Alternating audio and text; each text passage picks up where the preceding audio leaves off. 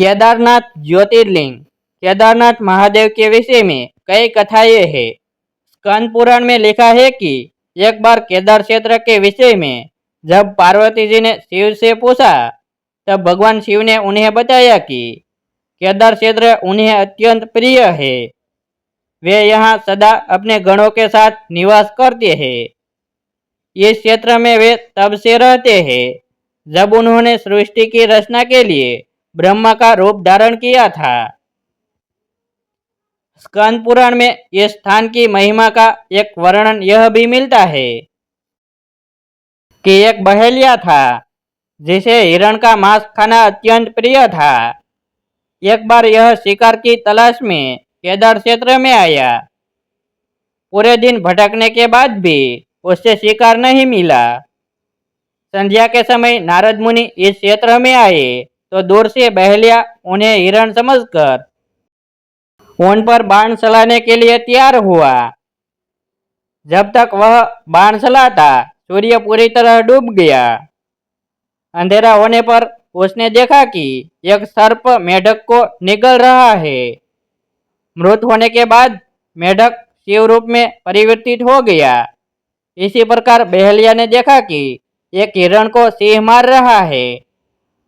मृत हिरण शिव गणों के साथ शिवलोक जा रहा है। इस अद्भुत दृश्य को देखकर बहेलिया हैरान था। इसी समय नारद मुनि ब्राह्मण वेश में बहेलिया के समक्ष उपस्थित हुए। बहेलिया ने नारद मुनि से इन अद्भुत दृश्यों के विषय में पूछा। नारद मुनि ने उसे समझाया कि यह अत्यंत पवित्र क्षेत्र है। इस स्थान पर मृत होने पर पशु पक्षियों को भी मुक्ति मिल जाती है। इसके बाद बहेलिया को अपने पाप कर्मों का स्मरण हो आया कि किस प्रकार उसने पशु पक्षियों की हत्या की है। बहेलिया ने नारद मुनि से अपनी मुक्ति का उपाय पूछा। नारद मुनि से शिव का ज्ञान प्राप्त करके बहेलिया केदार क्षेत्र में रहकर शिव उपासना में लीन हो गया। मृत्यु पश्चात उसे शिवलोक में स्थान प्राप्त हुआ। केदारनाथ ज्योतिर्लिंग की कथा। केदारनाथ ज्योतिर्लिंग की कथा के विषय में शिव पुराण में वर्णित है कि नर और नारायण नाम के दो भाइयों ने भगवान शिव की पार्थिव मूर्ति बनाकर उनकी पूजा एवं ध्यान में लगे रहते। इन दोनों भाइयों की भक्तिपूर्ण तपस्या से प्रसन्न होकर भगवान शिव इनके समक्ष प्रकट हुए। भगवान शिव ने इनसे वरदान मांगने के लिए कहा, तो जन कल्याण की भावना से इन्होंने शिव से वरदान मांगा कि वह इस क्षेत्र में जन कल्याण हेतु सदा वर्तमान रहे। इनकी प्रार्थना पर भगवान शंकर ज्योतिर्लिंग के रूप में केदार क्षेत्र में प्रकट हुए। केदारनाथ से जुड़ी पांडवों की कथा। शिव पुराण में लिखा है कि महाभारत के युद्ध के पश्चात पांडवों को इस बात का प्रायश्चित हो रहा था कि उनके हाथों उनके अपने भाई बंधुओं की हत्या हुई है। वे इस पाप से मुक्ति पाना चाहते थे। इसका समाधान जब इन्होंने वेदव्यास जी से पूछा तो उन्होंने कहा कि बंधुओं की हत्या का पाप तभी मिट सकता है जब शिव इस पाप से मुक्ति प्रदान करेंगे। शिव पांडवों से अप्रसन्न थे।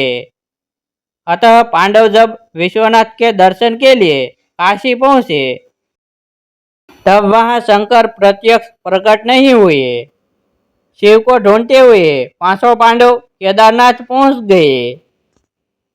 पांडवों को आया देखकर शिव ने भैंस का रूप धारण कर लिया और भैंस के झुंड में शामिल हो गए।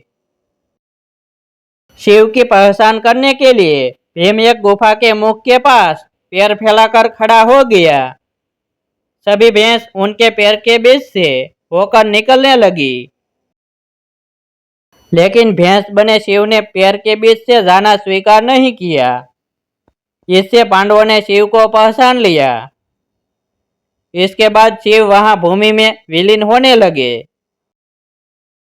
तब भैंस बने भगवान शंकर को भीम ने पीठ की तरह से पकड़ लिया। भगवान शंकर पांडवों की भक्ति एवं दृढ़ निश्चय को देखकर प्रकट हुए तथा उन्हें पापों से मुक्त कर दिया। इस स्थान पर आज भी द्रौपदी के साथ 500 पांडवों की पूजा होती है। यहाँ शिव की पूजा भैंस के पृष्ठभाग के रूप में तभी से चली आ रही है।